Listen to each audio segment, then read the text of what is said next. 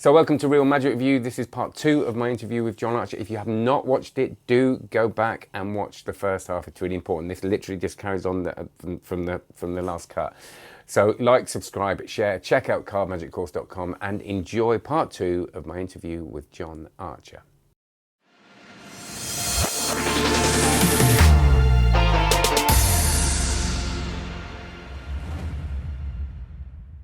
Yeah, well, I was going to talk about the creative process thing, but what I really wanted to know, because I get quite a lot of fear of failure still with stuff, and and don't get me wrong, we've all died in our arse loads, and I'm kind of used to that a bit more than a lot of people. But when you did Britain's Got Talent, because the fear that a lot of people have is, especially with magicians, is you've got to look confident, you've got to know what you're doing, even if you're funny, you've got to be in control, and the fear is looking vulnerable and nervous and things like that. And when you did Britain's Got Talent, I was really refreshed and happy that you kind of embraced and talked about that nervousness. You said, I'm really nervous.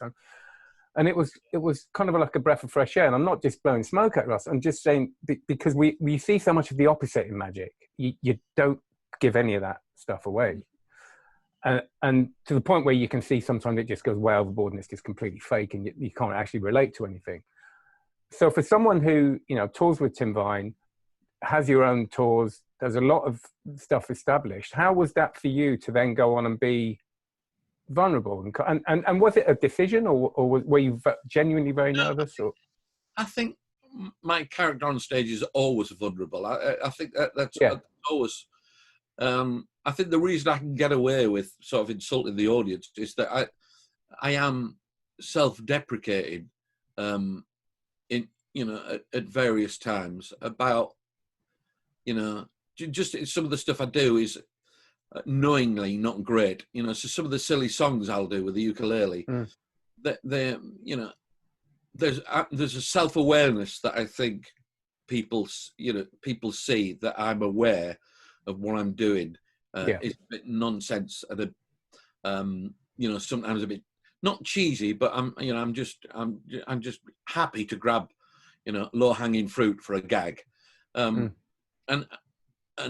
I try and make the audience aware that I'm aware of that, and it's it's very, very subtle.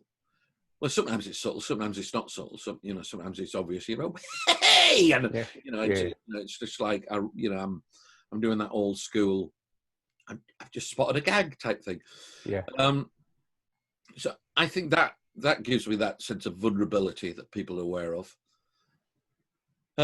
So really, when I went on the show, I've never tried to be, a character I'm not. I've never tried to hide who I really am on stage much. So for me to be honest like that I'd be the same with an audience. I think honesty is important. I try and keep honesty in my routine. So when I tell stories, I'll never just make up a story about, my granddad used to do this, unless there's an element of truth in it. So when I used to do the Nana's box, which I haven't performed for ages, which was basically effectively Corinda's coin box, but a box full of junk. And I tell a story about my grandmother having a box in a cupboard that I used to take out and play with. That's all true. And when I tell that story, I'm visualizing it in my head, and I can remember taking it out, and I know which cupboard it is. And so all that truth just is authentic, and people can tell. People can tell a lie when they hear one. Jeffrey Durham, sort of says that really he tries not to tell any lies in his act, and I'm not quite that far, but I certainly understand his thinking. So you don't have to say this is a regular deck if it's a trick deck. Just don't say anything. Just say I've got some cards here, because why lie when you don't have to lie?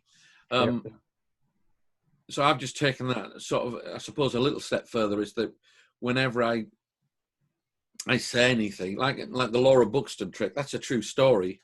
The trick where I tell the story about Laura Buxton and the balloon. I don't know if you've seen that trick. and you know, it getting found. And I just tell that story as an interesting story, but it is a true story they can go to look up and find. So I always want to try and keep truth in my routines if I can. If I'm talking about myself or something, I won't make a false thing. I do my coin, you know, my 7 keys to ballpate routine with the keys in the box, and I talk about being deaf in my left ear.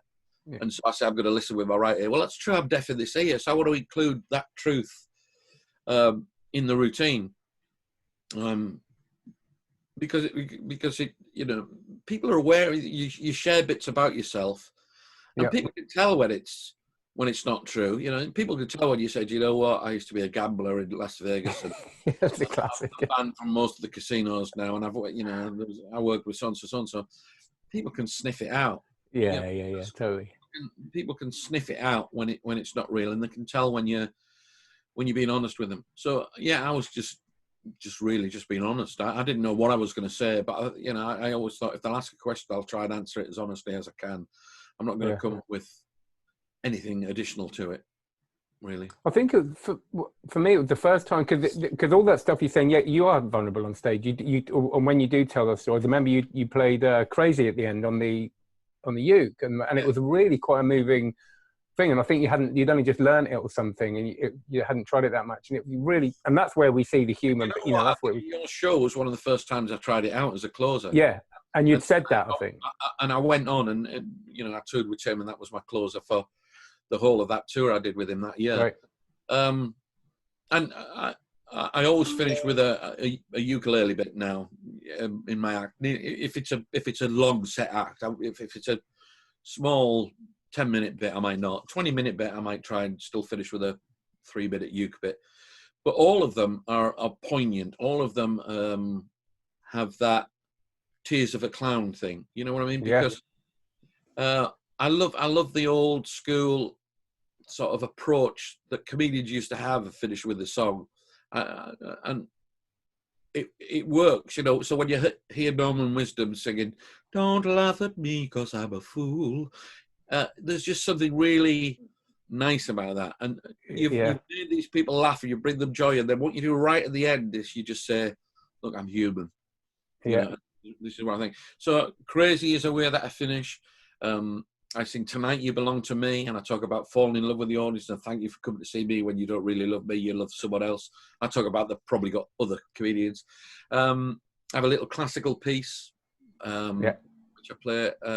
What else do I do? There is another one, but it's gone from my head.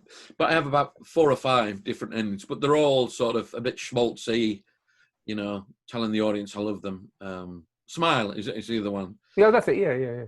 So Smile is the one. I think I did that at Blackpool this year, where I picked on a guy for not smiling. I just come out smile, and at the end I sing Smile, and I sing it just to him. So they've all got that slight, hopefully, poignancy about them. And I don't care if people think it's a bit schmaltzy. It is. It's deliberately that way. It's deliberately meant to make the audience go, "Oh." And I've sang Crazy and Tonight You Belong to Me, and I've seen usually women in the audience. I don't want to be sexist, but usually women in the audience, you know, have teared up. I have. Yeah, exactly. And like I say, I've seen women in the audience. But yeah, I mean, I'd be one. I'm hopeless. You are really like, yeah. So, you know, so it does work. It just shows another side of your character to them. And I think and you don't want to show that side of your character too early on. You don't want them to feel sorry for you right at the start. You want to be the hard man at the start.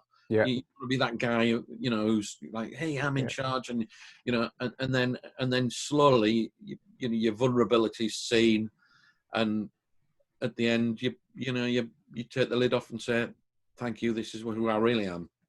And that's what I'm sorry for interrupting, John, but that's what I meant when I said it. But Britain's Got Talent was the first time I saw you come on vulnerable. Yeah. And I suppose it's part of the way it's made because they talk to you as a person first and then a performer. But it was the first time, because even though you've got that vulnerability on stage, you're straight in control the minute you walk on. I mean, within seconds, it's that thing if you got 3 seconds to win the audience or whatever, but you do come on and go, you just know you're all right. You know that you know what you're doing, bang, straight in there. not in a cocky way, just in a really confident way. But in Britain's Got Talent, you came on and you looked nervous, and it was really nice to see someone, and just kind of for me, who would be absolutely petrified. Well, I think anybody would, and I think anybody who goes on there. To be honest, I didn't feel that nervous in the semi-finals. That felt much more just like an ordinary show to me. Yeah, you did. Yeah. In that audition process that they have, it's just almost impossible not to feel nervous, because it's like nothing else you've ever done before. Yeah, of course. And you're introduced to Ant and Dec, these megastars, literally just before you go on. They don't let you see them at all until that point. And you go in, you chat to them, and they don't say you're going to be going on in a minute. They say, go through and see Ant and Dec now. You sort of chat to Ant and Dec, and then they sort of go on then. And they haven't really prepared you for that. And you go, what? And you're not introduced. Everything that's alien to us as performers. Yeah. Of like, play on music, and ladies and gentlemen, please welcome, he fooled Penn and Teller, here he is. There's none of that. It's just go on then. And, and the judges are on the phones and getting the makeup done, and the audience are sort of chatting to each other and eating crisps and talking about the last act, and you sort of wander on, and there's this slow sort of, oh, who's this? And you start getting to hello, and it's the Palladium. It's like, I didn't refuse. But one of the reasons I did the audition, not the only reason, but one of them was I thought performing at the Palladium, I wanted to tick off my bucket list, and they got in touch with me and wanted to change my audition to to Manchester. Right. And I performed there. I performed in that theatre with Tim on tour, and so when they got in touch with me and said, "Oh, can we change it there?" I lied and just said, "No, I've got gigs on those dates. I can't do it," because I knew they wanted me to do the audition. So I just lied so that I could be at the Palladium. So I walk out, and there's all of this thing going on of this is the Palladium. I'm looking, going, wow, doesn't it look amazing? And I was nervous. Yeah, you can't help but be nervous. Everything you've just said is the opposite of a sales pitch. It's like it's just which is great, but it's just that's one reason why you should do it. That's one reason why. I know. Of course. But it's just you kind of want people to say, actually, no, when you get there, it's all right. It actually feels like a gig, and you forget, it's like everything's like. No, once you start performing, it's a bit like that. Once you start, does it? You feel a little bit more. If that's what you do for a living, yeah, I feel sorry for these people who don't perform for a living, and suddenly they go out there, and they're going to tap dance with somebody dressed as a bear next to them or whatever, and then win it. But if that's what you do for a living, then the audience now a lot better than they were 5 years ago. The audience don't boo you; they boo the judges now. They don't boo you, and they're there to encourage you. And you've got to be. I mean, there's still a few cases where people maybe aren't very well represented, but by and large, if you know what you're doing, you've got a good act. You're not going to come off terribly. No. So yeah, I think it's worth doing. I think it's worth doing just to frighten yourself, just to Yeah, absolutely. Every other gig look nice. Yeah. Brilliant. Right, we're going to do listener questions, as they say, because I've actually got some. It'll just be no quota under the guise of different names. That's what it'll be. Yeah, the usual everybody that we already know. Right, and let's have a little refresh. Sorry, this is going to be a bit kind of technical time, but could you ask him what advice he would give in terms of how to choose effects that go with your own style of comedy? This is from Eamon Duhan, a massive fan of yours. Who watched the original Penn and Teller. So choosing effects. So when you choose effects, when's the last time you put a new effect in? Well, I suppose for the tour that I was sort of halfway through before Corona killed it all. I put in a new version of the lottery prediction. I was doing the lottery prediction on tour with Tim, but then I needed to change because I'd done it on Britain's Got Talent. I needed to change what it was all about. So now I do a lottery prediction that is about the fact that I did a lottery prediction, and how people thought I'd done it, and then doing a slightly different method. So that's the last thing that went in new, which would have been the beginning of this year. I'm always trying to think of new things, but the reality is I might put one new thing in a year. and it'll That's take. not. That's quite a lot for some people. Yeah, and yeah, I suppose so. And that new thing will probably take about a year to get to a point where I'm happy with it. So it'll take a year to, to evolve and change, and then I get to a point where I go, I'm happy with it, and it stays like that. And then on the rare occasions, sometimes something will happen, and I'll go, oh yeah, why didn't I do that every time? And I'll change a routine. But by and large, once they become what they are, they stay like that. So yeah, about once a year. Do you feel when you're choosing the routine, can you just feel that it's going to kind of fit your style now? Do you know your style well enough that you go, yeah, I can imagine? Is it like what you said? It's got gaps in it, so there's movement for performance around it. I have criteria, which then there's no reason why this criteria should apply to anybody else. It's just what I've learned works for me and the things I like to do. So a lot of times what I do is mentalism, although it's not all mentalism. I do the balloon swallow. That's not a mentalism trick. And the only reason for that is I like working with people, and mentalism is about working with people's thoughts and ideas. So if you're doing a mentalism trick, you automatically have questions that you're going to be asking them, thoughts that they're going to be coming up with, which means you've naturally got ad libs that you can do about those thoughts and the pictures and the words and everything that they come up with. So for me, mentalism is a great tool for finding comedy. And there aren't many mentalists who make the most of that, I don't think. There are some. But you've just got all of these thoughts and ideas that immediately go off on a tangent with and have fun with. So that's why I tend to go more for mentalism stuff. If I saw a trick that I absolutely loved, it wasn't mentalism, and I thought it would work for me, I would do it. So that's not a hard and fast rule, but when I'm looking for material, I tend to gravitate towards mentalism. I do like mentalism. I also, I don't want to do anything that, for me, I don't want to do anything that won't, I can't fit in the boot of my car. Yeah. So illusions are out, big proppy things are out. I sort of avoid liquids. I used to do hospitality, the any drink called for trick. Oh yeah. Was it Bruce Wayne? I can't remember. Wayne Bruce, somebody anyway. But hospitality was called. It was pretty, but that involved me buying, orange juice and Coca-Cola and milk and everything for every trick, for every performance.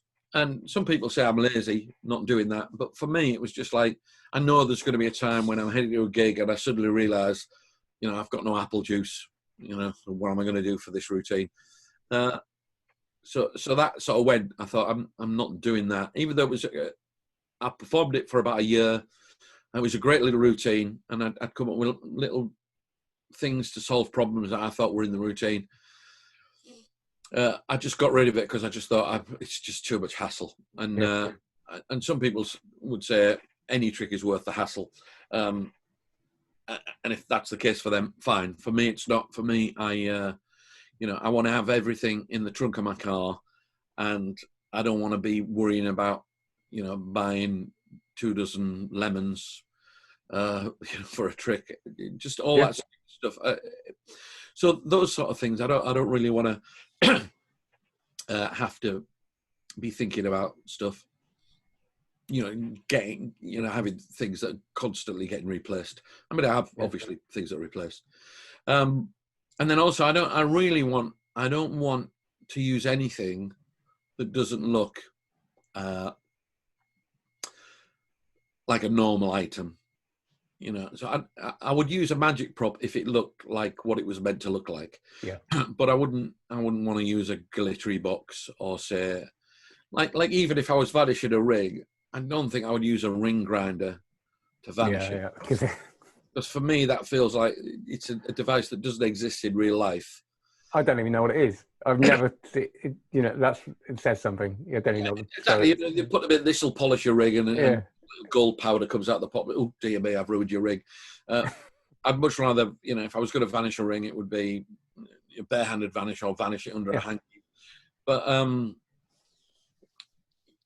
equally, I would happily vanish that rig in a rig box.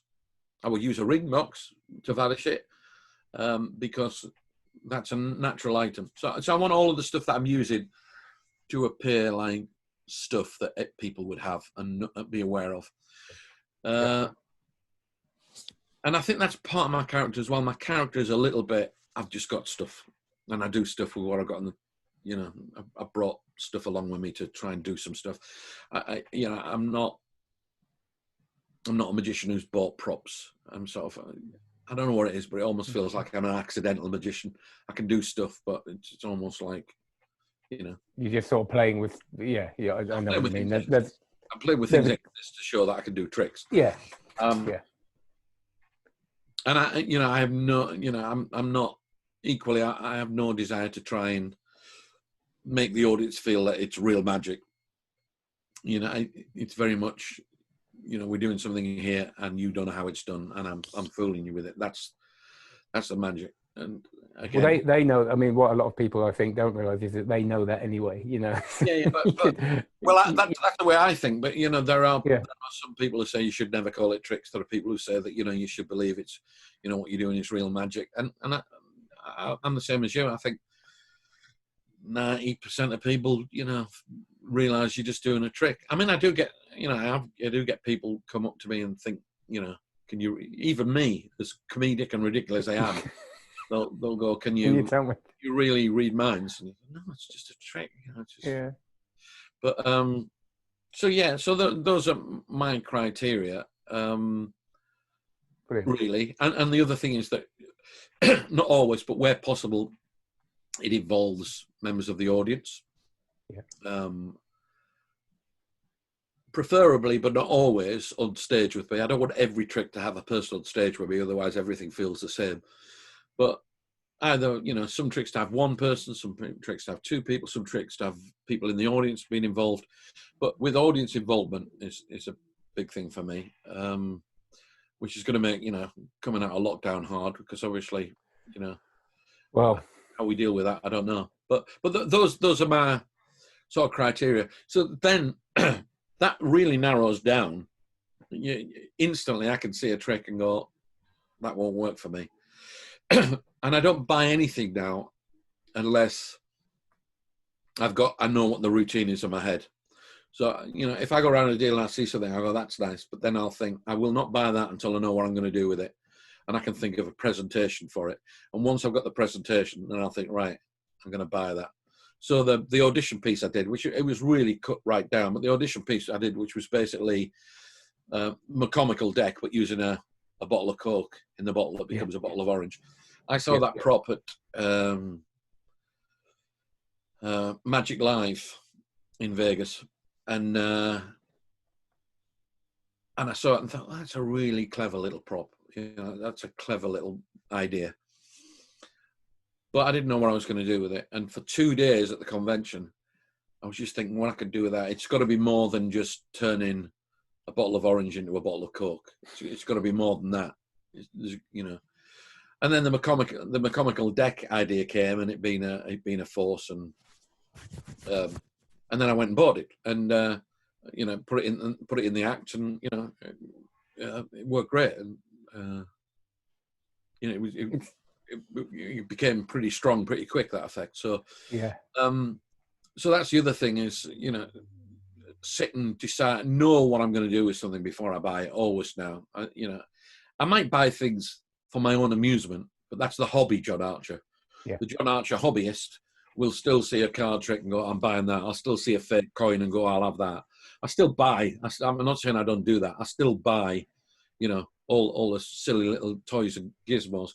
But I buy them knowing that I'm not going to use them. And I buy them knowing that it's just for my own little fun in my office and playing around with them, and maybe showing to a few friends. The hobby side of me still exists, but exists more in sort of just close up and family and friends type thing. And that's and I think there's a big. It's okay to be both as well. I think some people think there's one or the other. You're either the worker or the. And I now have this two parts to it. which I'm really enjoying the hobby side of it. I'm really enjoying just learning something I'm never going to use just for Yeah, the yeah, sake of it. And I yeah, think that kind of can give you a different thing. So I yeah, think yeah. I yeah, play around with coin tricks and card tricks all the time. That I never show anybody. yeah, But it's just it's just like being at home. Playing scales on a guitar. I'm playing little tunes. You might never perform, but you enjoy yeah, the challenge of doing it. And also it keeps you thinking. Sometimes there's a crossover. Sometimes you're playing around with something. You go, oh, I could maybe scale that up, and suddenly it does go into the professional side of your life. But yeah, I don't know right. whether that answers the So question. That's how I it does. decide. That's how I decide really what works for me. And the only way you can do that is try lots of stuff. When you're first starting out, you've got to try everything.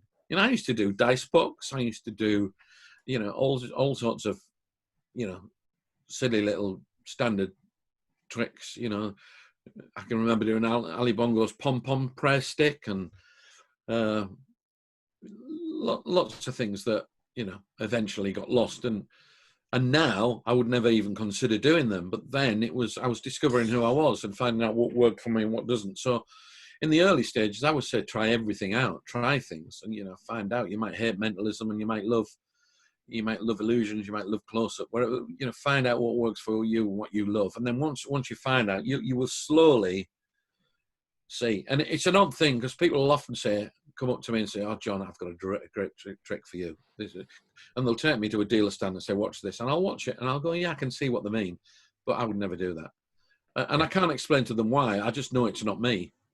Yeah. And I'll consider them, and I'll think, well, how could I make it me? I'll always consider what people show me, but you sort of know yourself eventually. Once you've been performing for 5 years, 10 years, you start to know what works for you, I think. Yeah, and I think that it can be a surprise as well, because I don't really like watching mentalism. Don't get me wrong, if someone's a master, a lot of the time it will leave me a bit cold, Yeah. unless it's funny or unless it's something. But I love performing it, So there's sometimes a mismatch between what you think you're going to like performing and what you like watching. There are lots of people who do love mentalism. Audiences are probably like split. There'll be people like you find it leaves them a bit cold. They'd much rather see something faster paced and whatever. But or if there's emotion behind it, don't get me wrong, I love mentalism when there's something else with it, emotion, story, something. Yeah, and you watch The Great Mentalist, and you'll normally find they have that. They normally Yeah. they know how to sell it. But yeah, I remember that somebody once said to me, and it's probably a quote from a famous person, but they said, "What is experience? Is it doing 1,000 things once, or doing one thing 1,000 times?" And I think it's both. I think it's doing 1,000 things 1,000 times. But when you've done lots and lots of stuff, lots of times, that's when you find out what works for you. You just there isn't a shortcut really to finding that out. No, and I think it goes to some of the other questions. Finding your comedy character from Craig. How do you overcome a situation where you think a routine is strong and funny but falls flat? So the comedy character thing, I think you've kind of covered in that time and the flight time thing. Yeah. But the falling flat thing is you've always got to.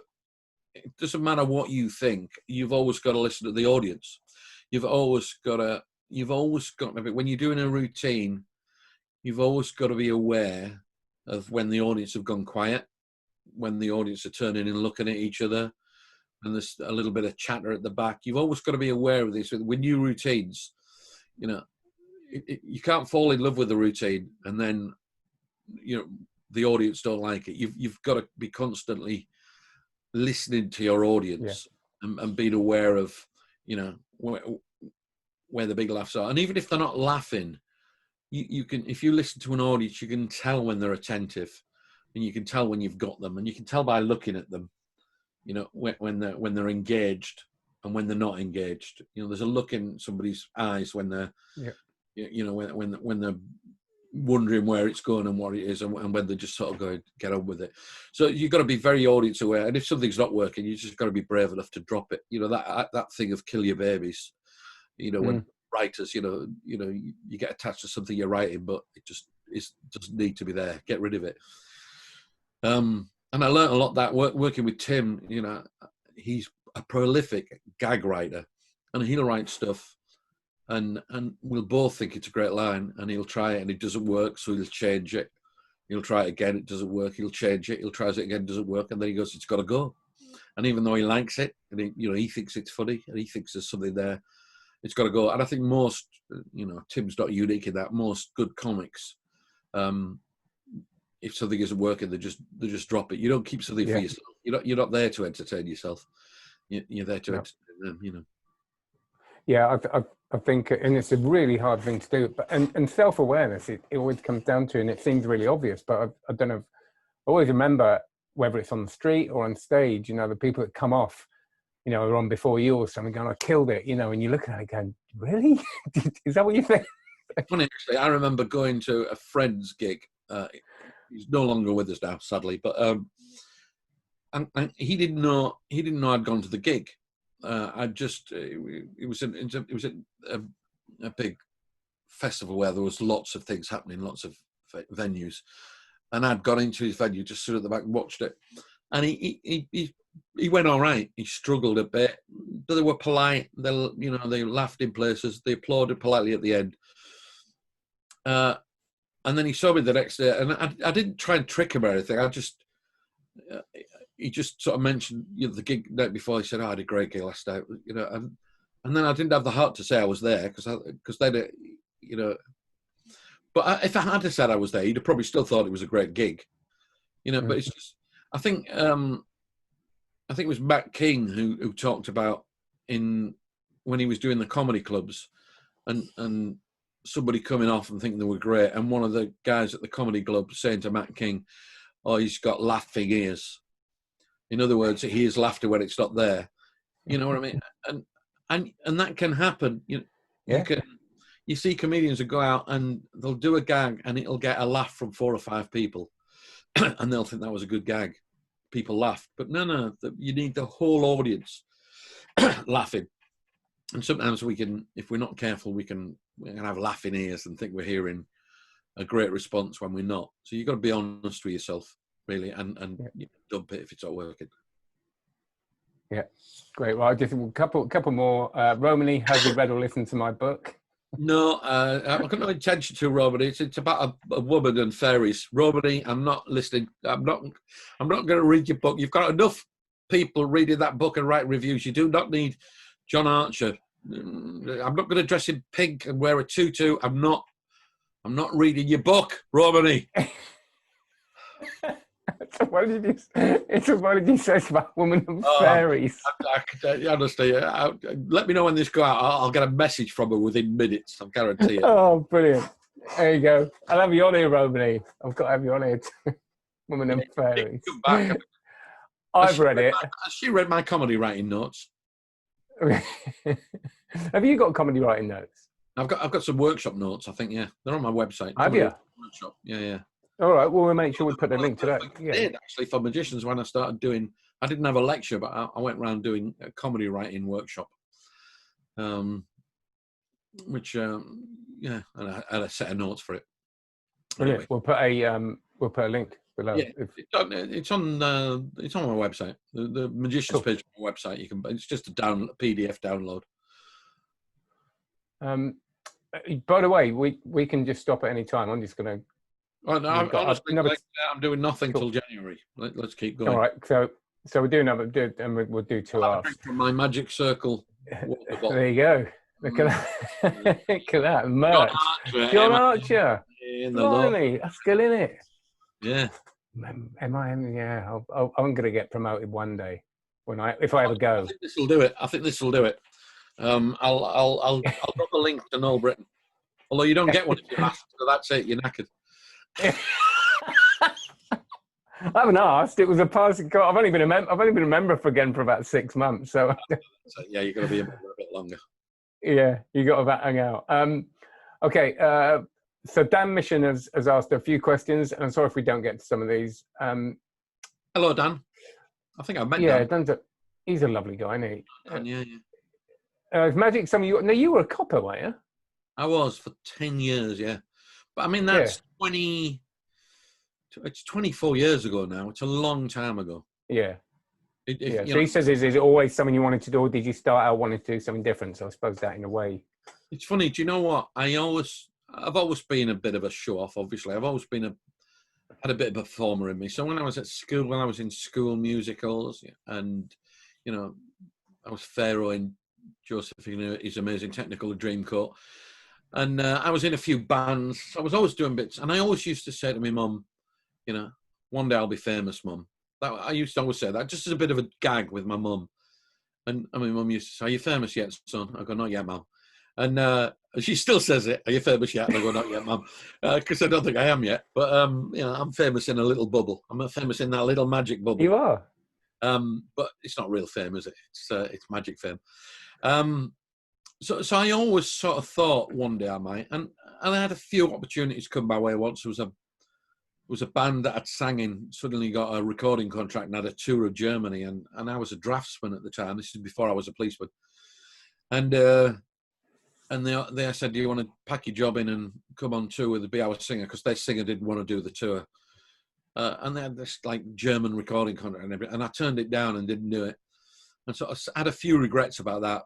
But I mean, years later, the band got nowhere and nothing happened, so it was probably the right decision. But there again, if I'd have been the singer, maybe they would have been famous. Stormed it. Yeah, and maybe it would have stormed it. You never know, do you? Sliding doors and all that. But yeah, I always thought it would be nice to be an entertainer, but I've always been a bit cautious about things. So it was sort of, I got married, had a mortgage to pay, and you need a proper job, and it was only I was sort of slightly pushed. I was performing, doing gigs, and reasonably busy as a semi-pro while in the police. But then I got the hearing condition. Yeah, of course. And somebody said to me, "You could probably if you told them about that, because I hadn't told the police that I'd got this thing.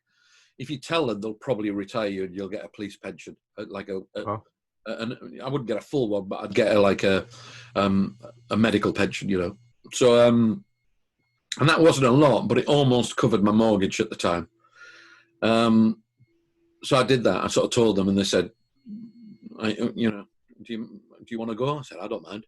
So they made me, effectively medically retired me, and I got a lump sum, which was enough to buy a car at the time, and then this monthly, which I still get a police pension, Right. and that was the kick that sort of made me go.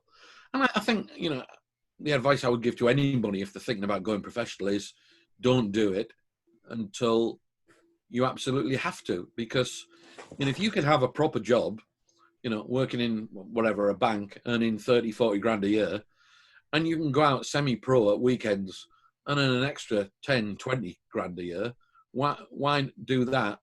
Why stop doing that and go professional and just earn the 20 grand a year? Because it'll take a while before you'll get yourself back up to earning the same amount.